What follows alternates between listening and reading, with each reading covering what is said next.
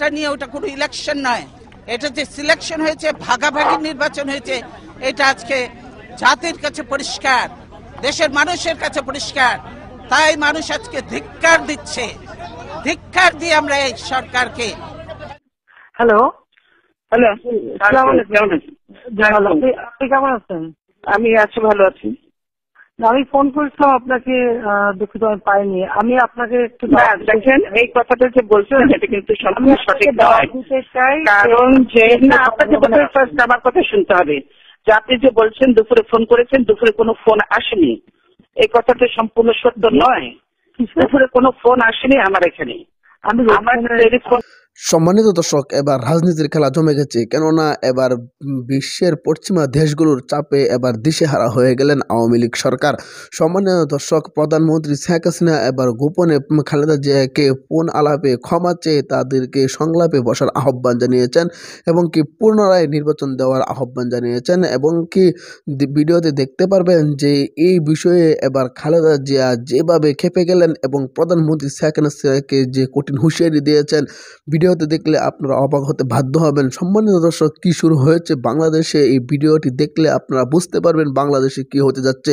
তাই ভিডিওটি না টেনে সম্পূর্ণ ভিডিওটি দেখবেন। চ্যানেলে নতুন দর্শক হয়ে থাকলে অবশ্যই চ্যানেলকে সাবস্ক্রাইব করে পাশে থাকা বেল বাটনটি অন করে দিবেন। সম্মানিত দর্শক, চলুন এখন মূল ভিডিওটি আমরা দেখে আসি।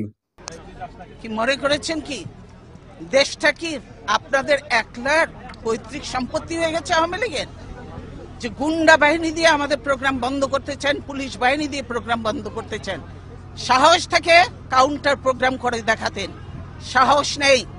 10টা লোকও আসে না, ভাড়াটিয়া লোক ভাড়া করে ডিসিএসপি দিয়ে লোক আনায়, বুঝি এটা। না হলে এরকম এত করুণ পরিণতি হয়, 154টা সিট আনকন্টেস্টেড হয়ে যায়, আর বাকি রয়েছে কি, বাকিগুলোও করে ফেলবে। ওটা নিয়ে ওটা কোনো ইলেকশন নয়, এটা যে সিলেকশন হয়েছে, ভাগাভাগি নির্বাচন হয়েছে, এটা আজকে জাতির কাছে পরিষ্কার, দেশের মানুষের কাছে পরিষ্কার। তাই মানুষ আজকে ধিক্কার দিচ্ছে, ধিক্কার দিয়ে আমরা এই সরকারকে ধিক্কার দিই যে আজকে কি করছেন। আপনাদের সঙ্গে আমাদের কোনো বিরোধ নেই, আপনারা দায়িত্ব পালন করছেন, কিন্তু আমি মনে করি যে দায়িত্বটা সুন্দরভাবে পালন করেন, সম্মানের সঙ্গে, যাতে আমরাও কাজ করতে পারি, আপনারাও কাজ করতে পারেন, সেভাবে আপনারা করেন। আপনাদের সঙ্গে আমাদের কোনো বিরোধ নেই, পুলিশ বাহিনী, কিন্তু এটা তো ঠিক নয় যে আমাকে আমার বাড়ির থেকে বেরোতে দেবেন না, এটা তো ঠিক নয়, এটা তো ঠিক নয়। সেটা আপনাদের যে অফিসার ছিল সে গেল কোথায়, তার সাথেই তো আমি কথা বলতে চেয়েছি, কেন আমার পথ আটকিয়েছে, কিন্তু সে কোথায়, কেন সে আসছেন এখন সামনে? এতক্ষণ তো অনেক কথা বললেন, আপনি কি এখন মুখটা বন্ধ কেন? এই যে মহিলা, আপনার মুখটা এখন বন্ধ কেন বলেন তো? কি বলছিলেন এতক্ষণ ধরে? মুখটা বন্ধ কেন এখন? দেশ কোথায়? গোপালী,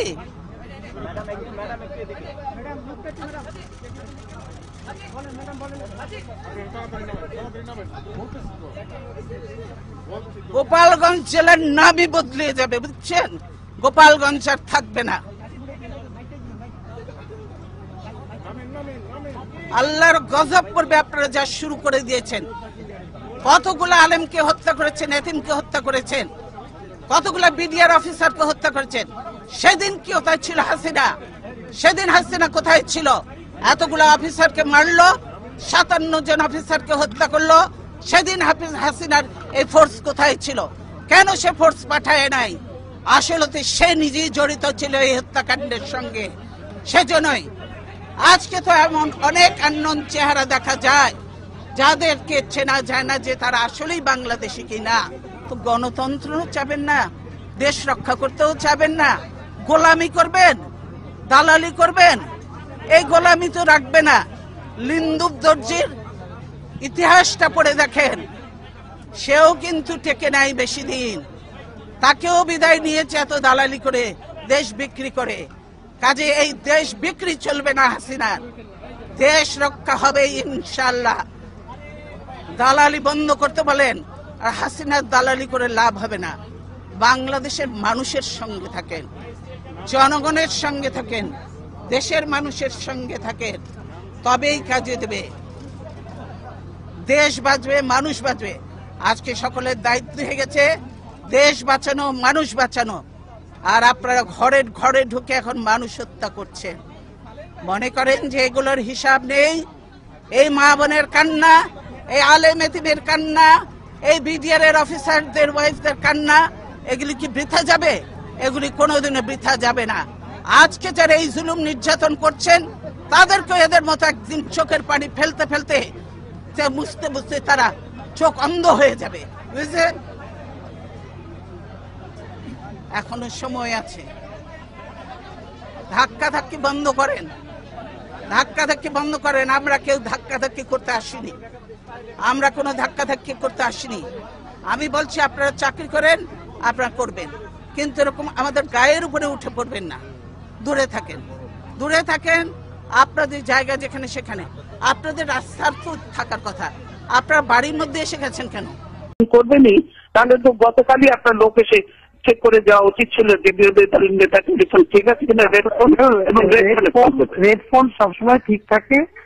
এক্সচেঞ্জে আপনার লোক পাঠান, আপনি এখনই লোক পাঠান, আপনার লোক পাঠিয়ে দেখে যান ডিরেক্ট ভালো। আপনি তো প্রাইম মিনিস্টার ছিলেন, আপনি তো জানেন রেড ফোন কখনো সবসময় ভালো থাকে।